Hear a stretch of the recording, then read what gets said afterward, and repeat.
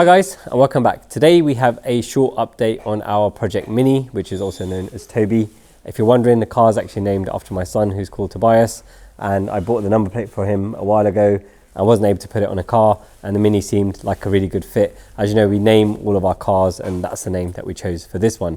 This update is about the car's intake system and the exhaust. We were in a real rush to get this car ready for Essen in November, and we didn't actually have time to cover the modifications that we were doing step by step. So we're now going back to those to cover them, to show you them, and then actually show you some sound clips of what they are like on the car and the performance difference that they make on the car. So the first thing we're going to look at is the Eventuri intake. So this is the intake outside of the car. It has the traditional Eventuri patent. It was pending, but it's actually now granted housing with a reverse filter design, remade MAF housing, and the ducting for the front of the car, which goes like so. So you've noticed that the ducting has two sets of holes. The ones at the bottom there, they are for the factory air feed. But what Eventuri have also done is created a hood scoop, which is actually functional. So if you remember on the newer generations of Minis, on the supercharged version, the R53, the hood scoop was actually functional because it was feeding air to the charge cooler. And then they retained this as a design element on the R56 and the F56, but it wasn't functional anymore. It was closed off.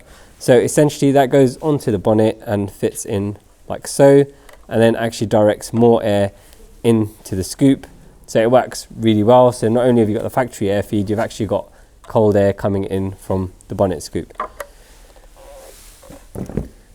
We're going to fit this to the car and then explain the performance difference it's made on this particular car. So this car is running our stage 1 tune, and it's still got the stock downpipe in there, so it's still got full cat.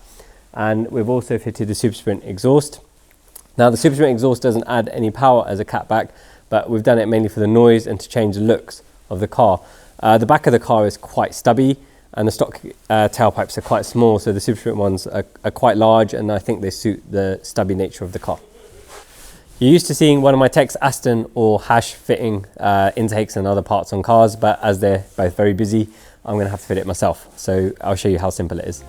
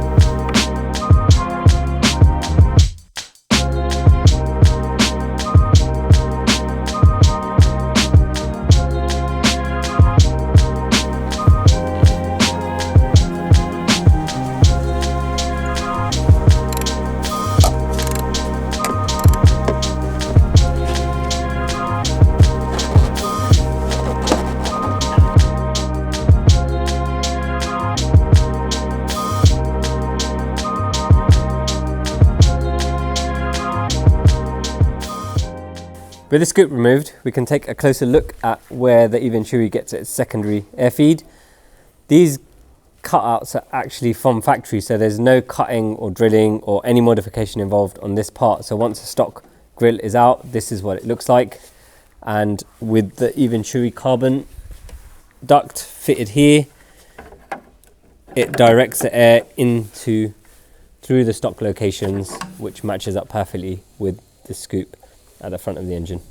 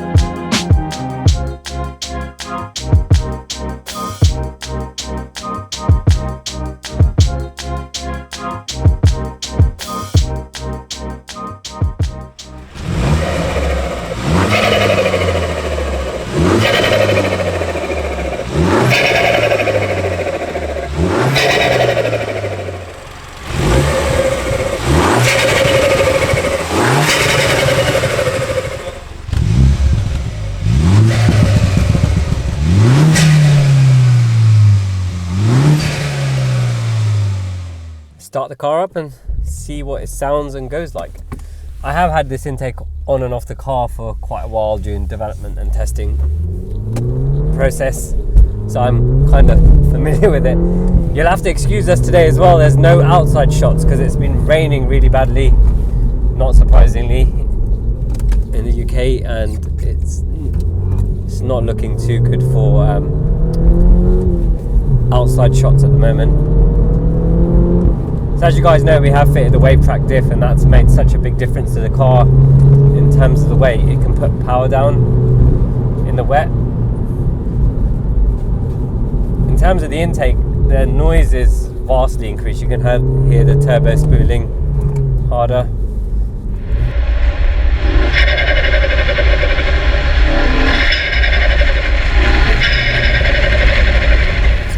And the exhaust is just that right amount of noise, and the overrun pops and bangs and sport are much more pronounced. There, you've got some of them there.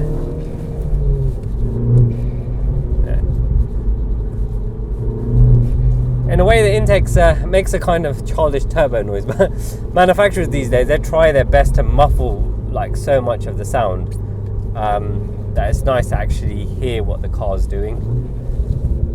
In terms of performance, we dynoed this particular car as part of the development on MSL's dyno. They have a dyno jet, and the intake made on the car with already a stage 1 map on it between 8 and 15 horsepower and 15 to 25 foot-pound of torque, which is a really good gain from just an intake.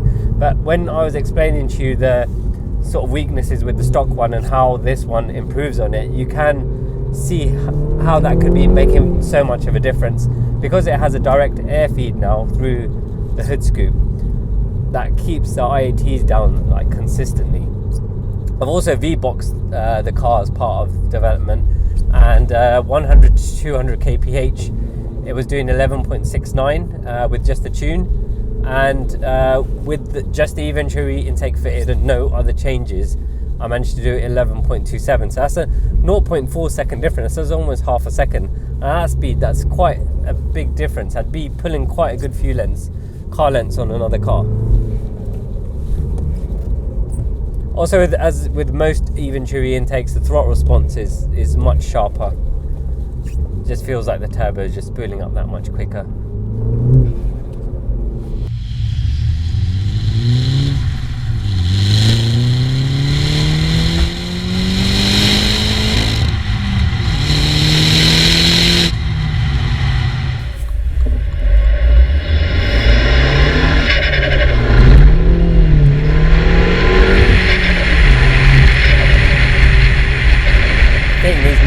PS4 S's has made a huge difference as well to the amount of grip the car has.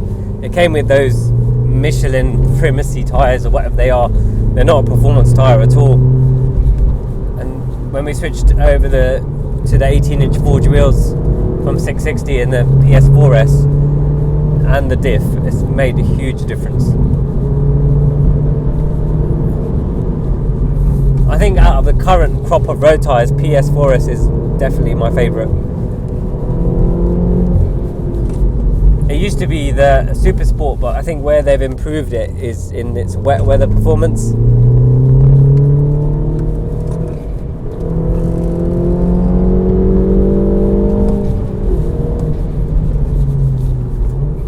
I still haven't got bored of that noise when you let off the throttle. Just adds to the fun of this car.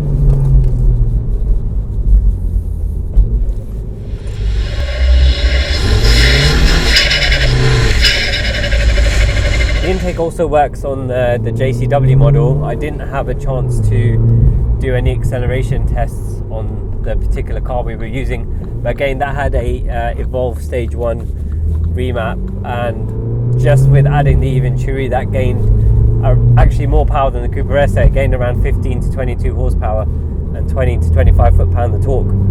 And you can see from the dyno graph, the powers throughout the majority of the rev range made an exceptional difference to that car.